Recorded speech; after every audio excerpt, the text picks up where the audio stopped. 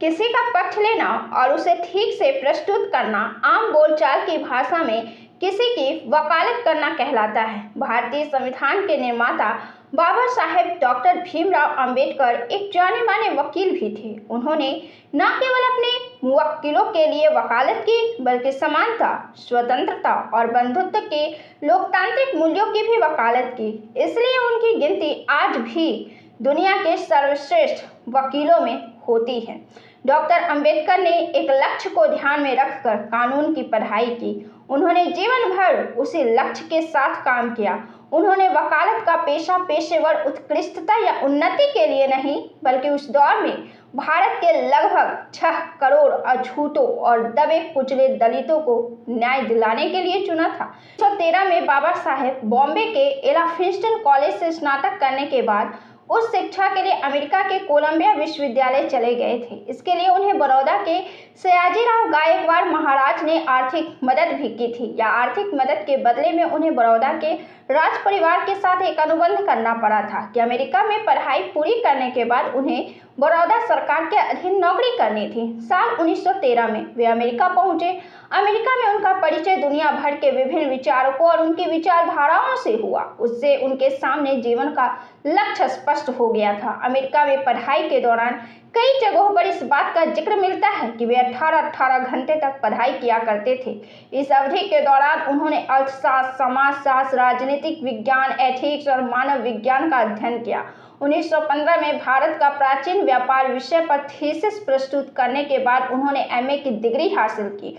1916 में उन्होंने भारत का राष्ट्रीय लाभांश थीसिस प्रस्तुत की। डॉक्टर अंबेडकर जितना पढ़ रहे थे, उतना ही उनके पढ़ने और जानने की भूख बढ़ती जा रही थी। उन्होंने बड़ौदा के महाराज सयाजीराव गायकवाड़ से आगे की पढ़ाई करने की अनुमति मांगी। उन्हें वह अनुमति भी मिल गई। इसके बाद वो अर्थशास्त्र और कानून की उच्च शिक्षा हासिल करने के लिए लंदन पहुंच गए। उन्होंने अर्थशास्त्र में शिक्षा के लिए लंदन स्कूल ऑफ इकोनॉमिक्स में दाखिला लिया, जबकि कानून की पढ़ाई के लिए ग्रेज इनमें नामांकन किया।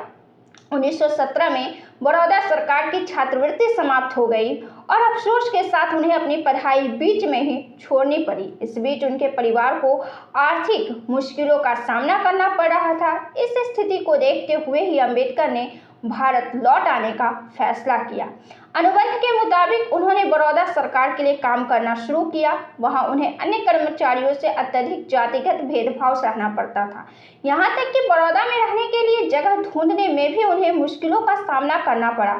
फिर उन्होंने बंबई वापस लौटने का फैसला किया। बड़ौदा सरकार के साथ काम करने के अपने अनुभव के बारे में अंबेडकर ने अपनी आत्मकथा में लिखा है, मेरे पिता ने मुझे पहले ही कह दिया था कि इस जगह काम मत करना।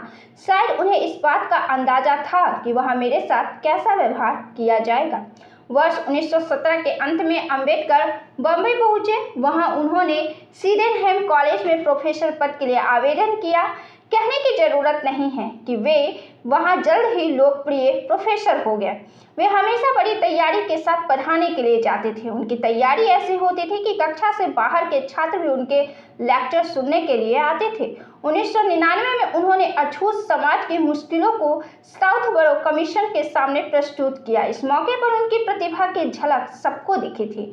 1920 में उन्होंने अछूतों की दुर्दशा को दुनिया के सामने लाने के उद्देश्य से मूकनायक समाचार पत्र की शुरुआत की और आधिकारिक तौर पर एक तरह से अछूतों की वकालत शुरू की। लेकिन चूंकि सीडेनहैम कॉलेज की नौकरी सरकारी थी, इसलिए उन पर कई तरह की पाबंदियां भी थी। इसके चलते ही उन्होंने 1920 में प्रोफेसर पद से त्यागपत्र दे दिया और सीधे दलित मुक्ति के संघर्ष में कूद पड़े। इसी साल 1920 में मानगांव में जाति बहिष्कृत वर्गों का एक सम्मेलन आयोजित किया गया था। इसमें हिंसा भड़क गई। छत्रपति साहू जी महाराज ने कहा था कि बाबा साहेब शोषितों और वंचितों के नेता होंगे, और यह बाद में सच साबित हुआ। डॉक्टर अंबेडकर को यह तक एहसास हो गया था कि दलितों से जुड़े मुद्दे बेहद जटिल हैं, इसलिए उस पर काम करने के लिए व्यक्तिगत स्तर पर वकालत करनी होगी और विधायकों में भी उन मुद्दों को ठीक से उठाना होगा। यही सोचकर वे कानून की डिग्री हासिल करने दोबारा लंदन पहुंचे। सितंबर 1920 में लंदन पहुंचने से पहले ही वे भारत में दलित नेता के तौर पर पहचान बना चुके थे, यानी उन्हें अपनी चुनौती और भूमिका दोनों का एहसास था। इसलिए लंदन में रहने के दौरान उनका झुकाव कभी ड्रामा, ओपेरा, थिएटर जैसी चीजों के प्रति हुआ ही नहीं। वे अपना अधिकतम समय पुस्तकालय में ही बिताते थे। किफायती से रहने के लिए लंदन में वे हमेशा पैदल चलते थे। खाने पर पैसे खर्च ना हो ये सोचकर वे कई बार भूखे रह जाते थे, लेकिन पढ़ाई पर उनका पूरा ध्यान लगा होता था। लंदन में बाबा साहब अम्बेडकर के रूममेट होते थे स्नादिकर। वे अम्बेडकर से कहते, अरे अम्बेडकर, रात बहुत हो गई है, कितना देर तक पत्ते रहोगे, कब तक जगे रहोगे, अब आराम करो, सो जाओ।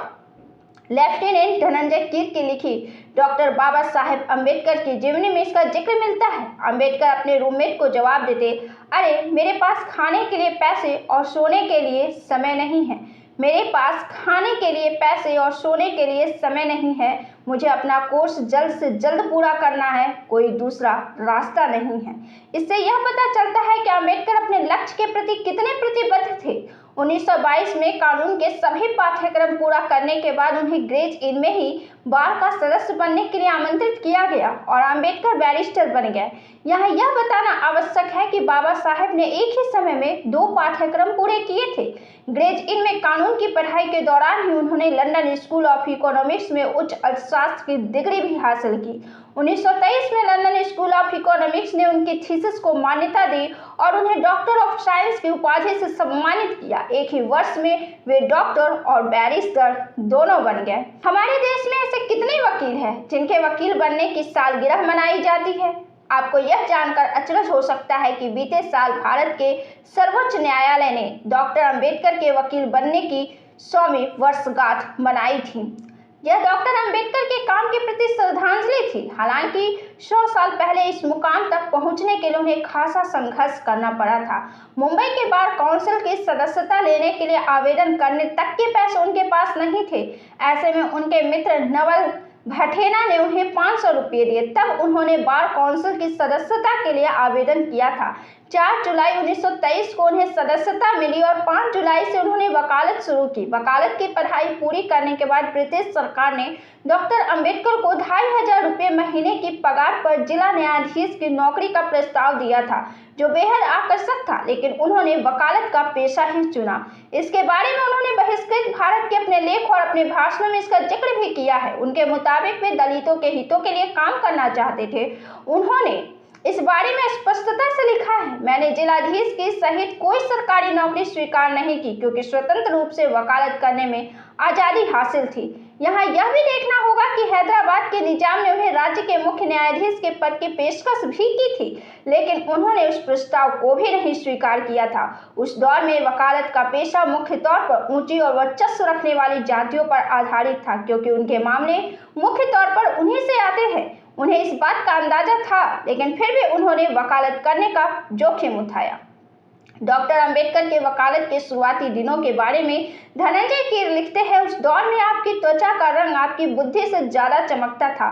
छुआछूत का कलंक, समाज में दबी कुचली स्थिति, पेशे का नया होना और आसपास के असहयोगी माहौल ने उनकी वकालत को मुश्किल चुनौतियों में डाल दिया था, लेकिन उन्होंने हिम्मत नहीं हारी। इस मुश्किल परिस्थितियों में भी वे निचली और जिला अदालतों में काम करते रहे। डॉक्टर अम्बेडकर के मुवक्किलों की स्थिति बेहद खस्ता हाल हुआ करती थी। वे गरीब, खेतीहर या दिहाड़ी मजदूर हुआ करते थे। अम्बेडकर इन लोगों के मामले को गंभीरता से सुनते और उन्हें न्याय दिलाने की कोशिश करते थे। वे इन लोगों के साथ सामाजिक, आर्थिक या फिर धार्मिकता के आधार पर किसी तरह का भेदभाव नहीं करते थे। उन्होंने सेक्स वर्करों को भी कानूनी सहायता दिलाने के लिए अपने दरवाजे खोले रखे थे। वे किसी के साथ किसी भी तरह का पूर्वाग्रह का भाव नहीं रखते थे। अगर आप किसी वकील के बारे में सोचते हैं तो आपकी आंखों के सामने एक गंभीर चेहरे वाले व्यक्ति की छवि घूम जाती है, लेकिन बाबा साहेब एक अनुशासित और प्रखर विद्वान होते हुए भी अपने मुवक्किलों के साथ बहुत सहजता से व्यवहार करते थे। वे कई बार अपने मुवक्किलों के साथ अपना खाना तक साझा करते थे। धनंजय कीर ने डॉक्टर अम्बेडकर की जीवनी में लिखा है, जैसे ही डॉक्टर अम्बेडकर एक वकील के रूप में प्रसिद्ध हो गए, गरीब लोग कानूनी मदद की आस में उनके पास आने लगे। दलितों की पीड़ा और दुख देखकर उनका दिल व्यथित होता था। वे गरीबों का केस मुफ्त में लड़ते थे, उस समय डॉक्टर अंबेडकर का घर गरीबों के लिए आशा का केंद्र बन गया था। एक दिन उनकी पत्नी रमाबाई जब घर में नहीं थी तो दो मुवक्किल आए। अंबेडकर ने न केवल उन्हें दिन का खाना खिलाया बल्कि रात में खुद अपने हाथों से बनाकर उन्हें खाना परोसा। वे खाना पकाने की कला में भी पारंगत थी। आज में दलित समुदाय की स्थिति कैसी है, इस बारे में ब्रिटिश सरकार के सामने पक्ष रखने के लिए 1928 में साइमन कमीशन के सामने गवाही देने के लिए डॉक्टर अंबेडकर को चुना गया था।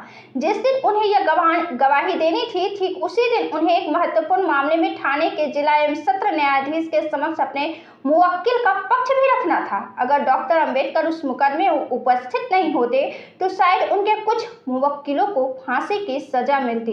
इससे गरीब और उपेक्षितों के बीच ये संदेश जाता कि अंबेडकर वक्त पर काम नहीं आए और इसका मलाल उन्हें जीवन भर रहता। दूसरी तरफ डॉक्टर अंबेडकर इस दुविधा में थे कि अगर साइमन आयोग के सामने गवाही देने के लिए नहीं गए तो देश के करोड़ों लोगों की पीड़ा को दुनिया के सामने रखने का मौका हाथ से निकल जाएगा।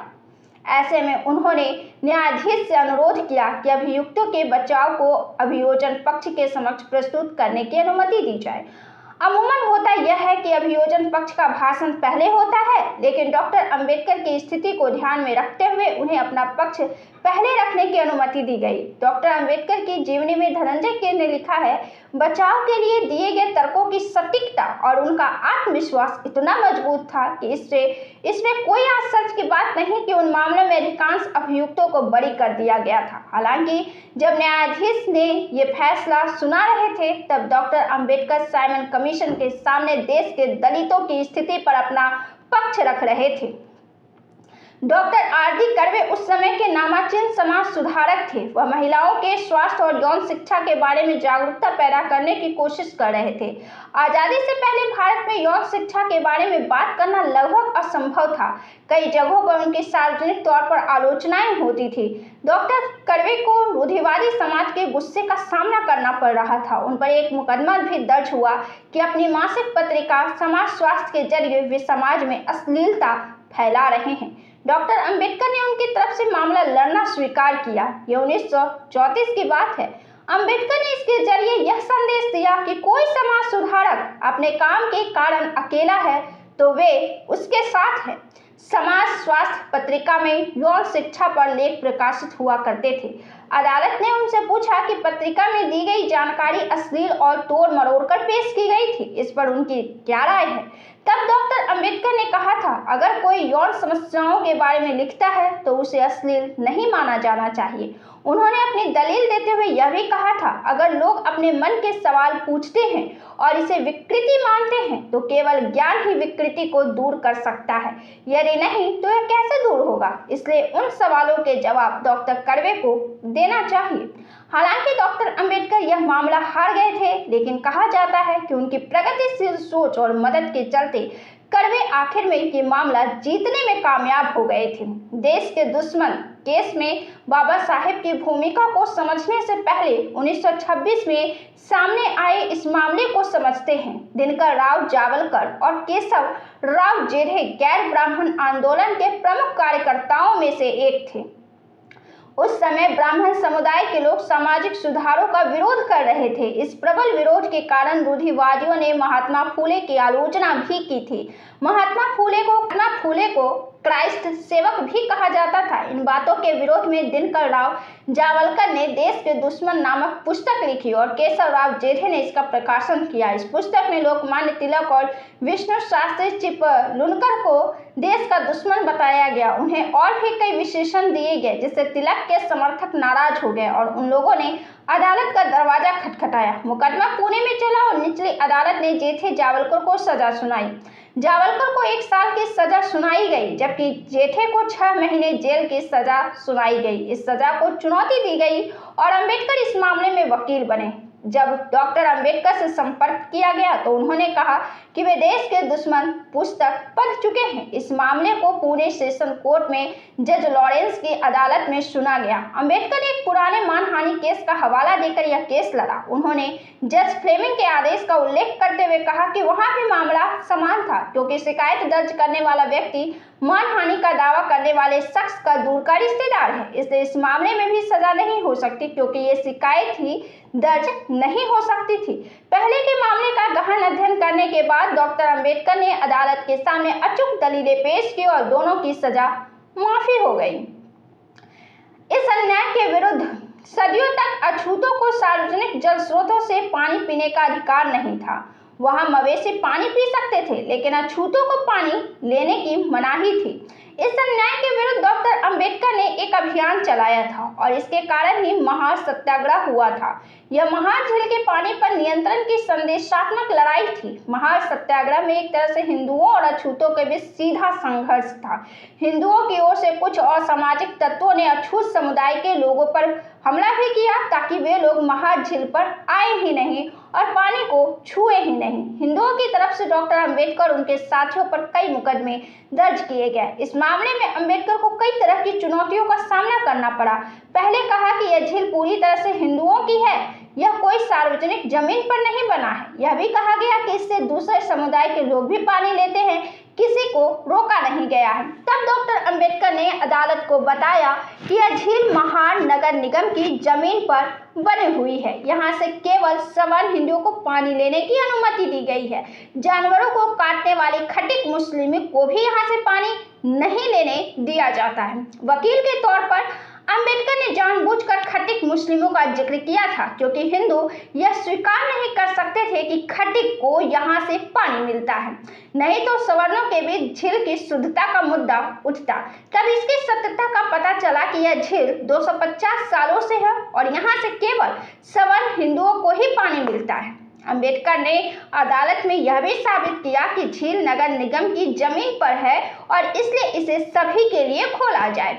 हाईकोर्ट ने अंबेडकर की दलील को स्वीकार करते हुए इसे सभी के लिए खोलने का निर्देश जारी कर दिया। अदालत ने माना कि यह आंदोलन किसी एक झील या जल निकाय तक ही सीमित नहीं है, बल्कि सभी सार्वजनिक जल निकायों पर भी लागू होनी चाहिए और किसी की जाति और सामाजिक स्थिति को देखकर उसे पानी लेने से मना नहीं किया जा सकता, जिससे जाहिर तौर पर इस मामले के सामाजिक और कानूनी व्यापकता का पता चलता है। डॉक्टर अंबेडकर ने 1923 से 1952 तक अपने लंबे कैरियर के दौरान कई मुकदमे लड़े, लेकिन अब बहुत कम मुकदमों के दस्तावेज उपलब्ध रह गए हैं। विजय गायकवाड़ ने उनके कानूनी मामले और उस पर हुए निर्णयों को लेकर cases argued by doctor Ambedkar नामक पुस्तक संपादित की। डॉक्टर अंबेडकर की वकालत को समझने के लिए इसे एक महत्वपूर्ण संदर्भ माना जा सकता है। डॉक्टर अंबेडकर एक अच्छे वकील से क्या उपेक्षा रखते थे, इसका विवरण गायकवाड़ ने अपनी पुस्तक में दिया है। 1936 में अंबेडकर के लिखे एक लेख के मुताबिक उनके हिसाब से अच्छा वकील वह होता है जिसे कानून के मौलिक सिद्धांतों की समझ हो, सामान्य ज्ञान की आधारभूत जानकारी हो, किसी विषय को व्यवस्थित रूप में प्रस्तुत करने की कला आती हो, संवाद और तर्कों में सत्यता हो, स्पष्ट भाषा में अभिव्यक्त करने की क्षमता हो, पूछे गए प्रश्न के उत्तर देने में हाजिर जवाबी हो। डॉक्टर अंबेडकर के मुताबिक एक अच्छे वकील में सोचने और समझने और तर्क करने की क्षमता होनी चाहिए। वकालत के चलते ही डॉक्टर अंबेडकर को पूरे महाराष्ट्र का दौरा करने का मौका मिला था। उन्होंने लोगों के दुख को करीब से देखा था, इसलिए जब वे संविधान सभा के प्रारूप समिति के प्रमुख बने तो उनके अनुभव का लाभ पूरे देश को मिला। 1936 में डॉक्टर अंबेडकर ने तत्कालीन बंबई के सरकारी लॉ कॉलेज में व्याख्यान दिया था। आज भी ये व्याख्यान हमारे देश के कानून को समझने के लिए काफी महत्वपूर्ण दस्तावेज माना जाता है।